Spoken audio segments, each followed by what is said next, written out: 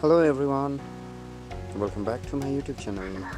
अनि तपाईँलाई फेरि पनि स्वागत गर्न चाहन्छु मेरो युट्युब च्यानलमा जहाँ तपाईँलाई भिन्न भिन्न प्रकारको फुलहरूबारे जानकारी दिँदै आइरहेको छु भने आज फेरि एउटा नयाँ फुलको बारे जानकारी लिएर आएको छु र त्यो के भन्दाखेरि सिजन फ्लावरहरूमध्येमा एउटा परेको छ र त्यसलाई हामी नर्मली नामबाट पिटुनिया भनेर जान्ने गर्छौँ। तपाईँले यहाँ देख्न सक्नुहुन्छ त्यति पनि छ मेरो एकदमै यो पिटुनिया प्लान्टहरू जति छ एकदमै बुस्सी भएको ग्रोथहरू त मैले तपाईँलाई अलरेडी पहिलेको भिडियोमा पनि देखाइसकेको छु र अहिले भने अलिअलि फुल्न थालिसकेको छ पिटुनियाले। यहाँ देख्न सक्नुहुन्छ पिटुनियाले फुल्न थालिसकेको छ।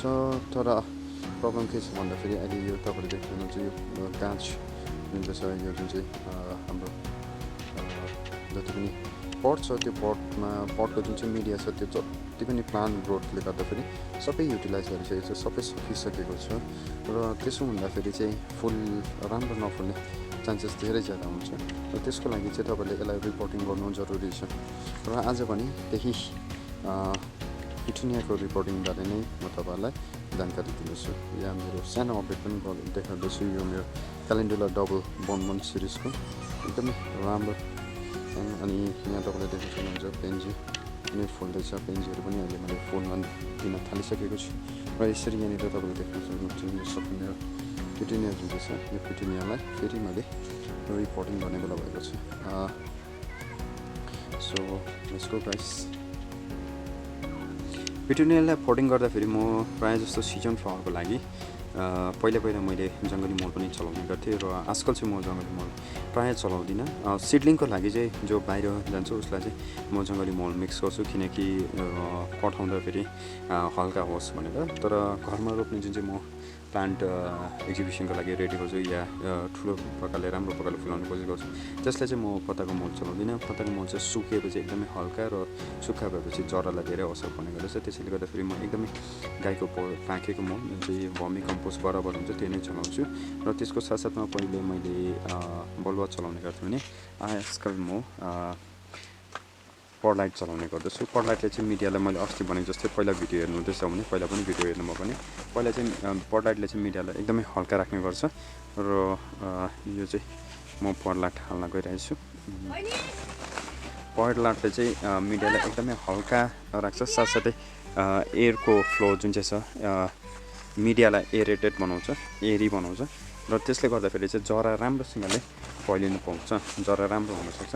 अनि तपाईँलाई थाहा भएकै कुरो हो कि कुनै पनि प्लान्टको सबभन्दा मुख्य भाग भनेको जरा हो। यदि जरा राम्रो भयो भने जड राम्रो भयो भने त्यो प्लान्ट अवश्य राम्रो हुनेछ र प्लान्ट राम्रो भयो भने फुल राम्रो फुल्नेछ र त्यसैले गर्दाखेरि जराले राम्रो ग्रोथ पाओस् भनेर परलाइट चलाउने गरेको छु।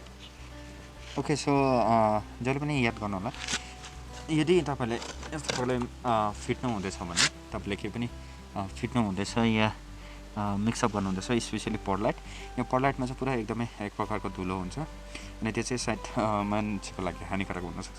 त्यसैले गर्दाखेरि परलाइट युज गरे नि नगरे पनि अरू बेला पनि मोल फिट्दाखेरि तपाईँले ग्लोभ्स र के भन्छ मास्क चाहिँ लाउने कोसिस गर्नुहोस् होला। मैले नि बिर्सेको थिएँ र मेरो जसले कन्टिन्यू भिडियोहरू हेर्नुहुन्छ उहाँले मलाई सजेस्ट गर्नुभयो कि भाइ मास्क लाएर गरिदिनु नि, मास्क लाएर गर्नु तपाईँले मलको काम कन्टिन्यू गर्नुहुन्छ र त्यसले गर्दाखेरि हेल्थमा स्वास्थ्यमा असर पर्न सक्छ भनेर चाहिँ मैले आज चाहिँ एकदम मास्क लगाएर नै म काम गर्दैछु। Okay, so let's mix up this one.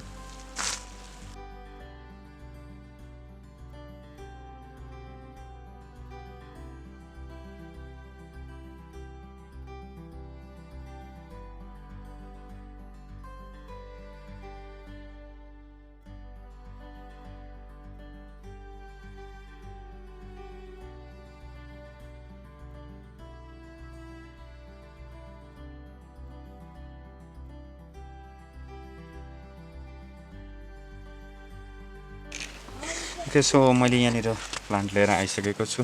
तपाईँले देख्न सक्नुहुन्छ यो मेरो प्लान्ट छ यहाँनिर 6 इन्च पटमा रहेको छ। यो पटदेखि कति बाहिर आइसकेको छ तपाईँले देख्न सक्नुहुन्छ। सो इट्स भेरी हेल्दी अनि यसलाई हामीले रिपोर्टिङ गर्नै पर्ने हुनेछ। त्यसरी नै यो चाहिँ कम्प्याक्ट छ, यसको ग्रोथ चाहिँ कम्प्याक्ट छ अनि यो पनि अलमोस्ट प्लान्ट पटदेखि यति बाहिर आइसकेको छ सो यसलाई हामीले रिपोर्टिङ गर्नुपर्ने हुँदैछ सो फर्स्ट के गर्ने यसलाई हामी बिस्तारै निकाल्छौँ be very careful and gentle okay so यस अलमोस्ट रुटिङ देख्न सक्नुहुन्छ एकदमै नेट अफ रुट्स जसले चाहिँ यो मिडियालाई पक्रेर एकदमै राखिसकेको छ होइन सो यसलाई चाहिँ हामी हल्का पहिला यहाँ राख्ने एन्ड फर्स्ट 8 इन्चको गमला लिने है यसमा पहिला हल्का बेसमा मल भर्ने यसरी ओके सो बेसमा मल भरेपछि यसलाई प्लेसमा राखिदिने ओके हेर्नुहोस् त 8 इन्च पनि भरि नै देखियो सो यसलाई फिक्स गरेपछि चारैपट्टिबाट एकपट्टिबाट मात्र होइन चारैपट्टिबाट नै तपाईँले यसलाई मल भर्ने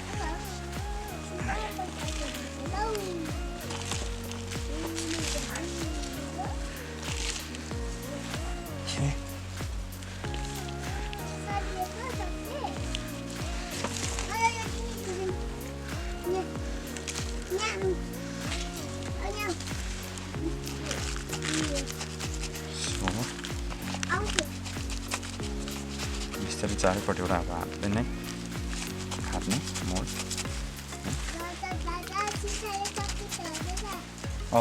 अहिले छडाइन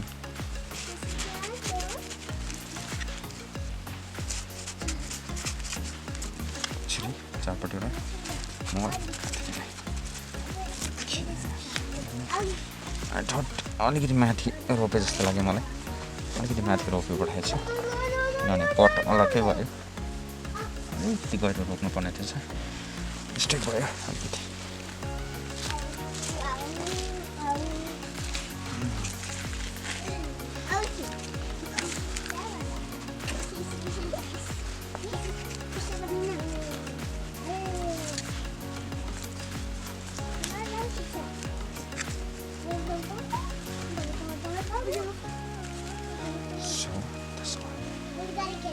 complete okay so यो complete भयो one let's go with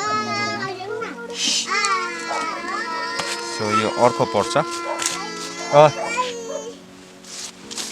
यो अर्को पट रहेको छ अब यसमा अर्को सेकेन्ड गर्ने म तपाईलाई देखाउँदैछु सेकेन्ड होपफुली देख्नु हुँदैछ ए ओके सो साइड अलिकति ब्लर भएको जस्तो लाग्यो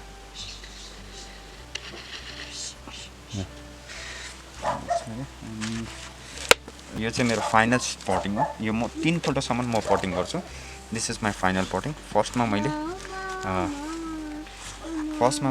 उयसमा राखेको थिएँ 2 इन्च पटमा राखेको थिएँ त्यहाँबाट मैले यसलाई 6 इन्च पटमा लगाएँ अनि finally I am putting 8 into 8 inch pot आज म 8 इन्च पटमा लगाउँदैछु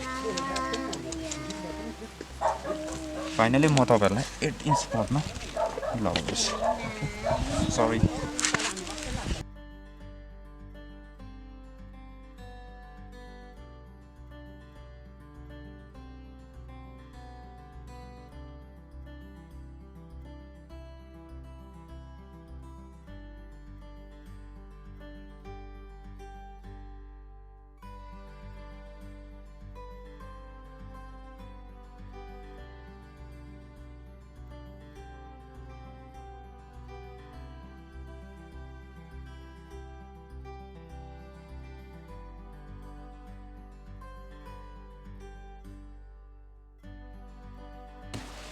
So it's almost over.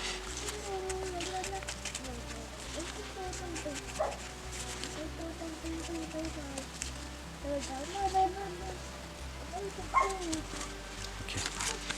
So मैले दुईटा पटिङ गरिसकेँ तपाईलाई देखाउनु जुन चाहिँ एक्जाम्पल देखाउनु थियो त्यो चाहिँ मैले पटिङ गरिसकेको छु यो एउटा रहेको छ अनि यो दुईटा रहेको छ सो भेरी कम्प्याक्ट अघि तपाईले देख्नुहुन्थ्यो 6 इन्च पटमा पनि यो भोडी देख्दै थिएन 8 इन्च पटमा पनि यो भोडी देख्दैछ सो तपाईले इमेजिन गर्न सक्नुहुन्छ कि यसको प्लान कति बुझी भइसकेको छ भनेर okay so let's keep them one place यो डेभलपमेन्ट तपाईले हेर्न सक्नुहुन्छ मैले यहाँ एक दुईवटा अस्ति नै पटिङ गरिसकेको थिएँ यहाँ तपाईले पटिङ गरेको हेर्नुस् यो 8 इन्च पट जुन चाहिँ छ यो 8 इन्च पट छ 8 इन्च पटदेखि चाहिँ बाहिर निक्लिसकेको छ पुरा एकदमै ज्यादा अस्ति नै गर्न पाएँ मैले यो चाहिँ गरिरहेको थिएँ अनि त्यसै नै योहरू चाहिँ अहिले पनि हुनुहुन्छ तर योहरू पनि जस्तो रिपोर्टिङ गर्न सक्छ त्यस्तै हो के भएर गइहाल्छ बढेर गइहाल्छ र यसो गर्नाले चाहिँ के हुन्छ भने फेरि तपाईको नम्बर अफ फ्लावर्स ज्यादा हुन्छ अनि नम्बर अफ फ्लावर ज्यादा भयो भने चाहिँ तपाईँले ज्यादा मात्रामा एकदमै सोही र ग्ल्यामरस देख्छ फुल.